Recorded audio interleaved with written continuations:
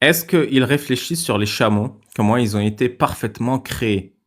Donc Allah, qui est un Dieu parfait, qui a un message pour l'univers, nous parle comme si on était des bédouins du désert qui regardent des chameaux.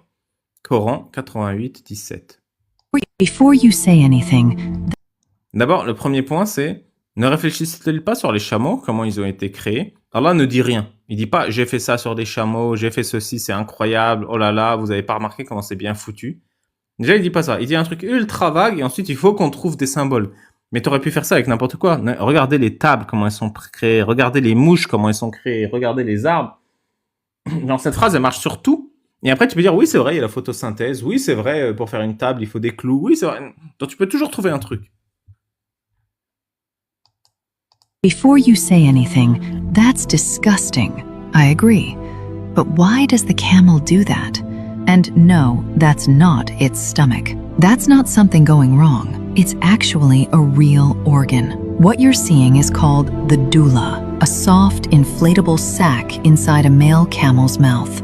Camels push it out during mating season. They inflate it, make loud, bubbling sounds. Voilà, donc c'est un organe qui s'appelle la doula. Et les chameaux le font sortir de leur corps pendant la saison de reproduction. Et ils font des bruits avec pour attirer les partenaires. And it works as a visual and audio signal. Basically, it tells other camels, I'm strong, I'm healthy, stay away. Weird? Yes. Useless? Not at all. And that's just the beginning. Because the camel is one of the most perfectly adapted animals. Mais je comprends pas, ça sert à dire aux autres chameaux, cassez-vous, je suis fort, Bon, ok, pourquoi pas.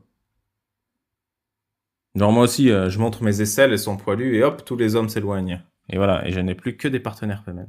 On Earth. They live in deserts where temperatures reach 50 degrees Celsius, yet they can walk for kilometers without water or rest. Their hump doesn't store water. Ça, c'est typique du biais du survivant et de la causalité-causation. C'est incroyable comment le chameau est bien fait. Il peut marcher pendant des kilomètres dans le désert sans eau alors qu'il fait ultra chaud, genre 40-50 degrés.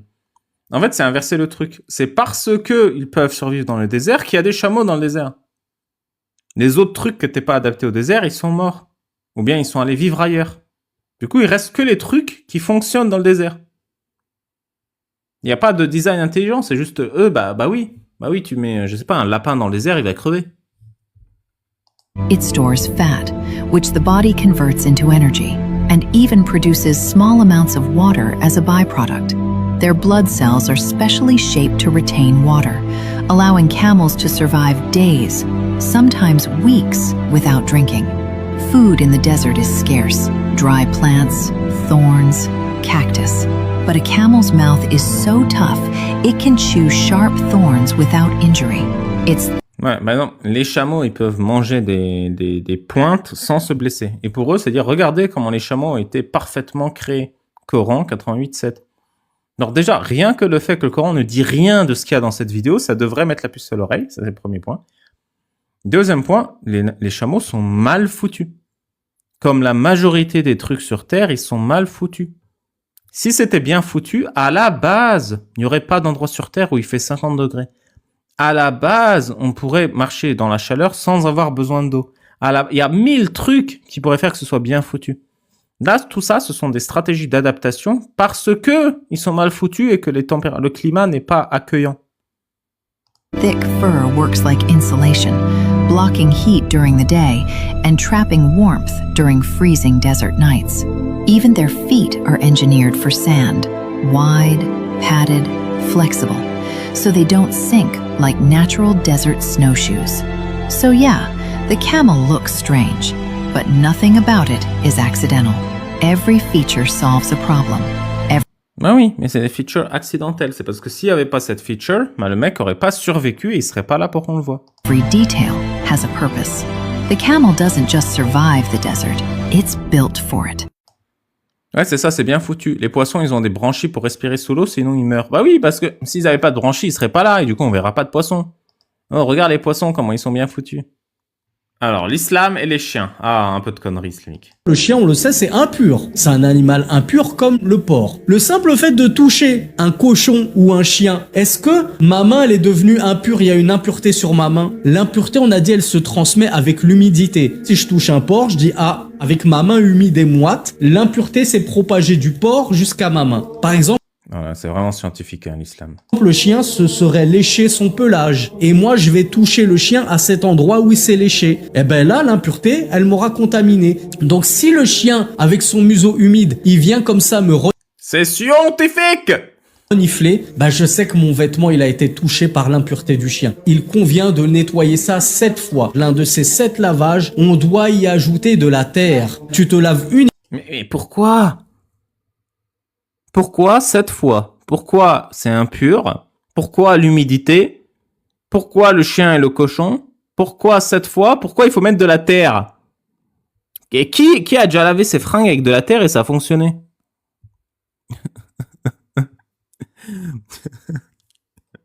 7 putains de fois. Mais ça se voit, c'est pas toi qui fais le ménage en plus, c'est le linge.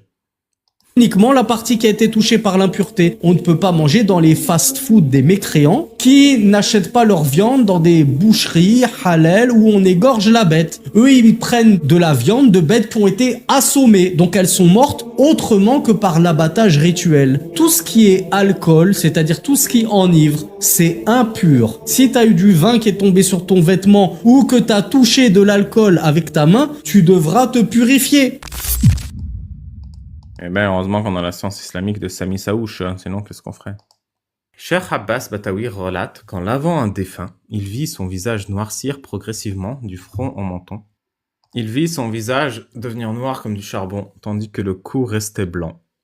Après s'être renseigné, il apprit que cet homme ne délaissait pas la prière, mais la retardait constamment sans aucune excuse valable, par paresse, regroupant parfois toutes ses prières en fin de journée. Putain, ça vaut bien la peine de mettre le cul en l'air si c'est pour mal le faire en plus et être puni. Allah rappelle pourtant que la salat, la prière, est prescrite à des temps déterminés. Le Coran évoque aussi des visages éclairés et d'autres assombris. Ibn Abbas disait que le péché laisse une noirceur, parfois invisible jusqu'à la mort. Parfois invisible, c'est-à-dire parfois visible. Donc vous comprenez, on devient noir quand on est méchant. Parce que le noir, c'est l'impureté, c'est la saleté, c'est l'esclave, quoi. C'est une superstition islamique réelle, hein. C'est-à-dire que plus tard, je crois que je vous ai tagué un truc où tu as... Parce que dans l'islam, l'idée, c'est que quand tu meurs, on voit ta noirceur ou ta blancheur. Et qu'en fait, les très très bons musulmans, quand ils meurent, ils rient, le cadavre rigole alors qu'il est mort. Donc techniquement mort, mais le cadavre rigole, et de la lumière blanche sort de son visage. Parce que le cadavre est déjà en train de baiser les houris vierges du paradis. Et c'est pour ça qu'il rigole, parce qu'il est « Ah ah ah, c'est tellement bon, je vais baiser comme ça pour l'éternité. » Ah bah voilà, je vous parlais de ça, voilà. Donc là, il dit « May we all have a good ending », ayons tous une bonne fin. Et pourquoi il dit ça? Vous voyez le cadavre, il sourit, on voit ses dents blanches, il y a une lumière, évidemment c'est pas une lumière artificielle, c'est une lumière, vous voyez les sourires, vous voyez le bonheur. Et en fait, c'est parce que quand tu les mets dans son cocon d'œuf, là, de poupée russe, là, parce que dans l'islam, il faut toujours emballer le cadavre dans un vêtement blanc. Je sais pas pourquoi il faut l'emballer, peut-être quelqu'un va le déballer après. Et il sourit. Donc pourquoi? Parce que entre le vêtement et son corps, donc là, vous voyez, il y a le vêtement blanc et le cadavre. Entre les deux, les houris du paradis, donc les putes du paradis vierge d'Allah, se sont glissés. Donc le mec, il rigole, le cadavre, hein, c'est un mort, ça, il est en mort cérébrale, il est en mort clinique. Il rigole parce qu'il y a les putes du paradis qui le chatouillent. Donc le cadavre, ah, c'est mignon, je vais trop baiser, je vais baiser. Alors vous pensez que j'exagère, vous pensez que je... Non, non, non. Je dis pas ça parce que j'ai la haine ou quoi, c'est littéralement, les textes islamiques, c'est ça. Mohammed, c'est comme ça qu'il le décrit. Les cadavres rient et sourient parce que les houris se glissent entre les vêtements et le linceul et le corps du mort. Et c'est pour ça qu'il rit, parce qu'il est avec une nana ultra bonne qui est en train de se frotter à lui en ce moment même. Et donc les musulmans, bah, ils souhaitent vraiment être comme ça. Ils souhaitent rire quand ils meurent et que la lumière blanche sorte de leur corps et qu'ils sentent bon. Pourquoi ils sentent bon? Parce que le parfum du paradis sort de leur corps. Et c'est pas du tout les muscles du sphincter qui se relâchent et le caca qui sort. Tu vas pleurer en 2026. Pas parce que quelqu'un t'a blessé, mais parce que Allah a répondu à tes prières. Mets-moi un amen. Eh bah oui, il faut amener. Premier degré, j'ai cru que c'était yeux clos. Non. Le mec là dans le linceul. Est-ce que les femmes pleurent du coup? Non, non, on s'en bat les couilles des femmes.